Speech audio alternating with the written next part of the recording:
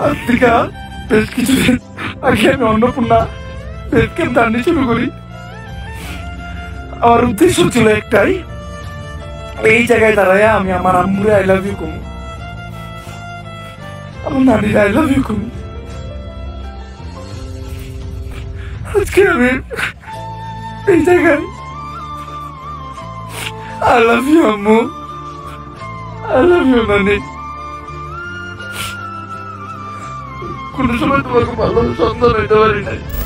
WhatsApp পোলাপাইন কি অবস্থা তোমাদের? তো বলো কেমন আছো তোমরা? আই হোপ সবাই আল্লাহর রহমতে ভালো আছো, না আমি আল্লাহর রহমতে মোটামুটি ভালো আছি। আজকের ভিডিওটা কোনো রোস্ট হবে না, আজকে কথা বলবো ওমর অন ফায়ারকে নিয়ে, আর আমার কিছু কথাও শেয়ার করব। আমি জানি আমি এত বড় কিছু না যে আমার সম্পর্কে কেউ জানতে চাইবে। আচ্ছা যাই হোক, আমার কথা বাদ দাও, ওমর ভাইয়ের কথা বলবো। ওমর ভাই কিন্তু কিছুদিন আগে নেপাল যায় ঘুরতে, কিন্তু ঘুরতে গিয়ে হঠাৎ করে কেন ওমর ভাই কান্না করছে, আর কান্না করে কেন মা ও নানির কাছে মাফ চাইলো, সবকিছু শেয়ার করবো। তোমরা ভিডিওটা শেষ পর্যন্ত দেখো, আর ওমর ভাইয়ের যারা ফ্যান আছো প্লিজ রিকোয়েস্ট করবো তোমরা ভিডিওটা শেষ পর্যন্ত দেখো, তোমরা অনেক কিছু জানতে পারবা। একটা মধ্যবিত্ত ছেলের লাইফে যে কতটা কষ্ট করে তারা এই পর্যন্ত আসে বা একটা উচ্চ লেভেল পর্যন্ত যায়, সেটা আমি তোমাদের কাছে শেয়ার করবো। আর যারা ওমর ভাইয়ের ফ্যান আছো তারা কমেন্টে অবশ্যই ওমর অন আর্মি লিখে যাবা। তো ওমর ভাইয়ের মা ছিল অনেক গরিব, তার নানিও ছিল অনেক গরিব। এখন আমার কথা হলো, গরিব বলে কি আমরা মানুষ না? এটা তোমাদের কাছে আমার প্রশ্ন, তোমরা আমাকে বলো। ওমর ভাইয়ের মায়ের টাকা ছিল না জন্য তার বাবা তাকে ছেড়ে গেছে। ওমর ভাইয়ের মায়ের টাকা ছিল না বলে তার খালা তার মাকে ঘর থেকে বের করে দিছে। ভাই আমি একটা কথা বলি তোমাদেরকে, হয়তোবা কথাটা তোমাদের কাছে ভালো নাও লাগতে পারে। আজকের এই দুনিয়াতে টাকাটাই সব ভাই। তোমার কাছে টাকা আছে, তোমার সব জায়গায় সম্মান আছে, কিন্তু তোমার কাছে টাকা নেই, তুমি কারো কাছে সম্মান পাবা না, সেটা মা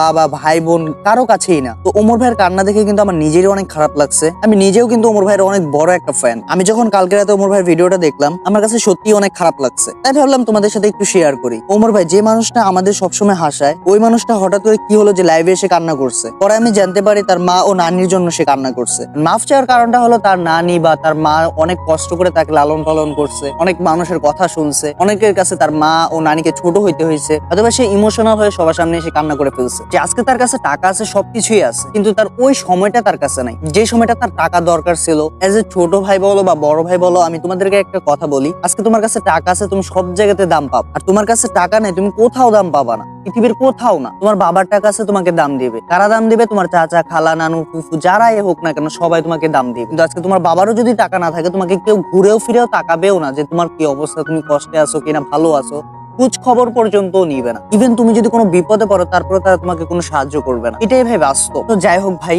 আজকের ভিডিওটা অত বেশি লং করবো না।